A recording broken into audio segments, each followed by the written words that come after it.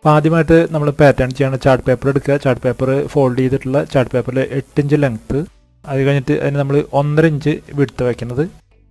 ഇതൊരു സ്റ്റാൻഡേർഡ് സൈസാണ് ഈ കാണിക്കുന്നത്. നിങ്ങൾക്ക് അതിൽ എന്തെങ്കിലും വ്യത്യാസപ്പെടുത്താം. അതിനുശേഷം മിഡ് പോയിന്റ് നമുക്ക് ഇവിടെ മാർക്ക് ചെയ്യുക. ശേഷം ഇതിനെ ഒന്ന് ലൈനാക്കി മാറ്റിയെടുക്കുക. മിഡ് പോയിന്റ് ഒന്ന് ലൈനാക്കി വരയ്ക്കുക. അവിടെ നമ്മൾ 1.1 ഇഞ്ചാണ് നടുക്കിൽ നമ്മൾ മിഡ് പോയിന്റിൽ മാർക്ക് ചെയ്യണത്.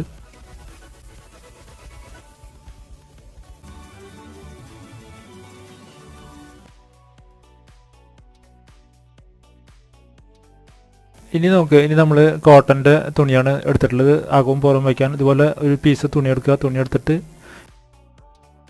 അപ്പോൾ നമ്മളുടെ അടിപൊളിയായിട്ടുള്ള പീരിയഡ് പാഡ് റെഡി ആയിട്ടുണ്ട്.